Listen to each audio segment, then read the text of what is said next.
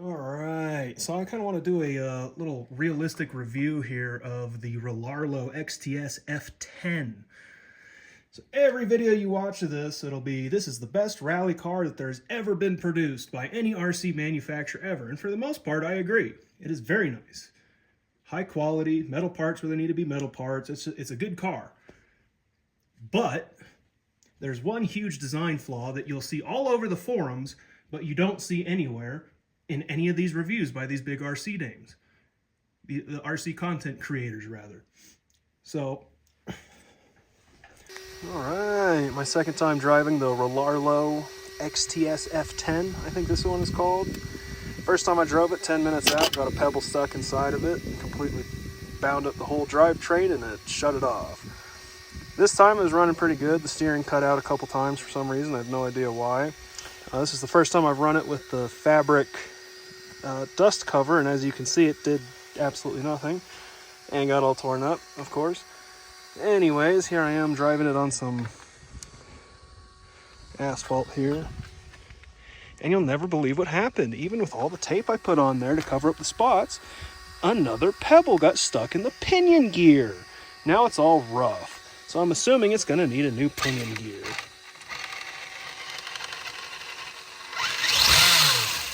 So if you get one of these, asphalt only. You can't handle dirt, can't handle gravel, unless you do a bunch of work to it to make it bulletproof. Cool car, but it has some obvious design. I wanted to go over that a little bit. Excellent car. The design flaw I'm talking about is inside here, there are little holes that let you get to the pinion gear. Not me, I mean gravel. Dirt, junk. The other thing, here's their little dust cover that they have. I've run this car twice. Once without the dust cover, 10 minutes, it got a pebble stuck in it, completely locked the drivetrain to the point where the ESC and everything shut off. I had to take it home, clean it all out. There was a tiny little, like half the size of a grain of rice stuck in the pinion gear and the spur gear, which completely locked everything. So yeah, that's BS in my opinion. Anyway, so I put this dust cover on here, which comes from Rlaarlo. This is specifically designed to fit this chassis.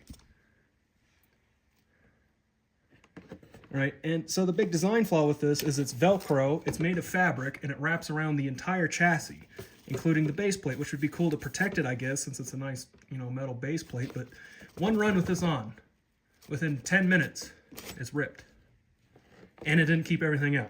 So while I was running it on the gravel road I have up here at the top of the hill, it locked up again completely. I had to pick it up and shake it around upside down for it to start moving again, which was fortunate because the last time it didn't start moving again. So if you have one of these cars, only drive it on asphalt until you plug up all these holes. Then you can drive it on gravel. The other thing that just happened is I lost my little, I don't know if you can see that, yeah, I lost my little exhaust tip, that's what it's called. I did crash the crap out of this car just a few minutes ago. It was pretty epic. I was doing speed runs out here on my street.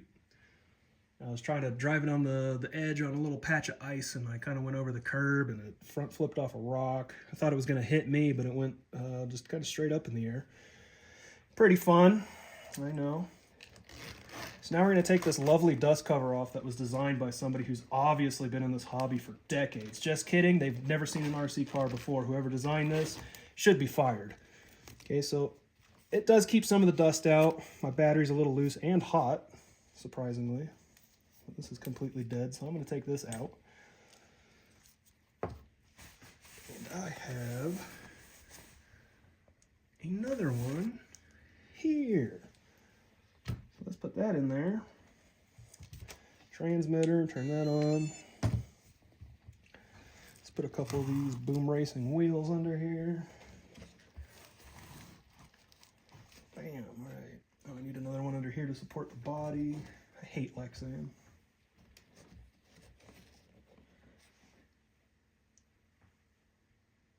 Okay, so now we're gonna turn it on. So I don't know if you can see this the way I have my camera set up. The ESC fan is not working already. Again, mind you, I have only run this car 2 times. And it has had the total of 2 battery packs gone through it. 2. That's it. And for a car that everybody talks about being the most durable, the best car there is, I should be able to run it more than 2 battery packs without having all these issues. Which I understand, it's the hobby, you're going to have issues, blah, blah, blah, whatever. Alright, so yeah, this is my first look in here. See if you can see it. You can see, oh, a pebble just fell out. You can see right there behind the motor, in between that fan and the empty receiver box there, that's where the spur and pinion gear cover is, and underneath that there's a tiny little gap where stuff can get under there. I don't know if you can see it on the film, but I put electrical tape on there to kind of keep it covered up. Sorry if my camera keeps shaking and the screen keeps turning off and I have to keep touching it. Anyways, if you keep looking in here, you can also see that there's pebbles down by the spur gear, or not the spur gear, sorry, the steering servo next to the servo horn. I think that's what's locking up my steering. It happened a couple times where the steering just completely went boop, it didn't do anything. I know that's a weird servo, so they're probably going to get replaced anyways with the upgrade parts. But still, 2 runs in, and so far, the dust cover, toast. I've heard people using TTO2 dust covers to put on there. You have to modify it to fit. I might have one in a box somewhere. I know I have an XVO one in a box somewhere. So I might be able to modify something for that. You would think that Rlaarlo would have this figured out. They have all these nice RC cars, the Omni Terminator, the SBK, all these crazy things. This is a massive design flaw. I don't know where you guys are running your RC cars, but here in the Colorado mountains, we have plenty of dirt and snow and asphalt to run it on, but the dirt roads have all this little gravel. It's like this crushed granite type gravel, and it's everywhere. So if you run any Rlaarlos around here, you're gonna have this problem.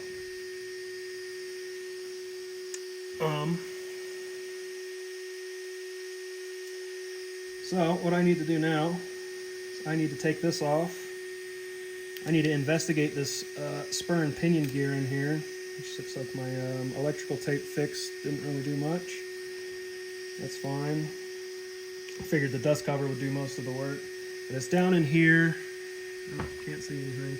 It's down in here. And you can't see anything. My camera setup says. Down in here, there's a gap where stuff can get in there. Down underneath the motor, there's a gap. On this side, there's a gap. Behind here, there's a gap. Basically, the whole area in here is exposed. Why? I'm at a loss for words. Why would you design something like that? If you're going to design a cover for it, make sure it covers the whole thing.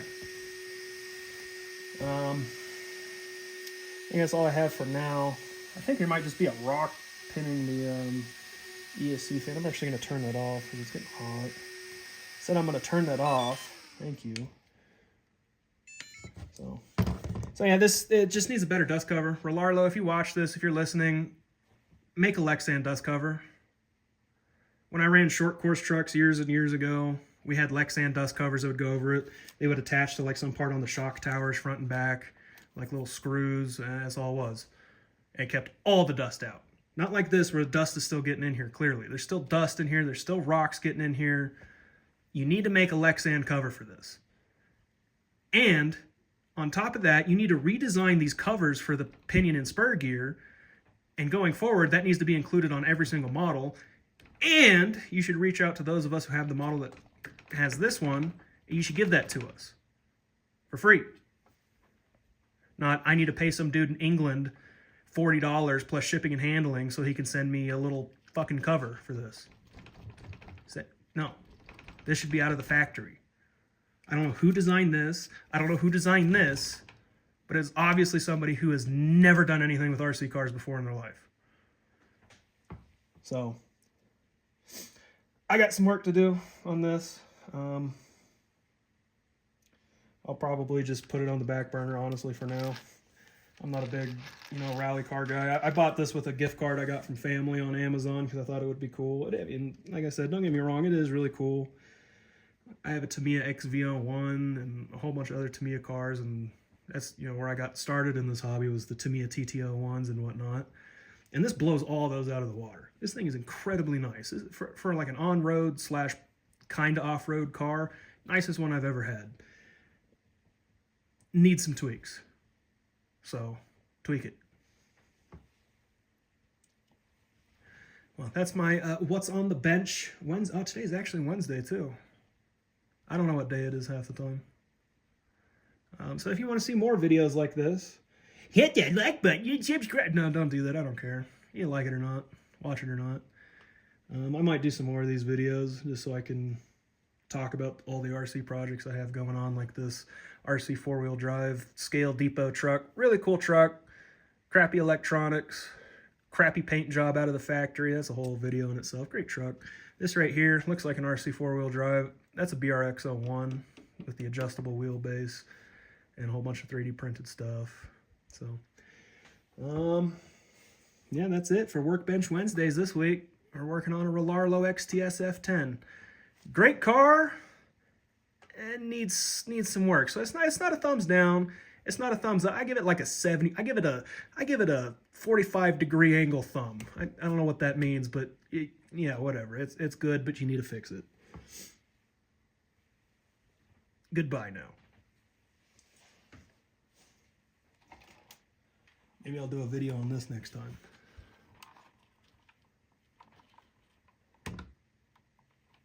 I don't know. You guys tell me. Maybe I'll do a video. Maybe I won't do a video.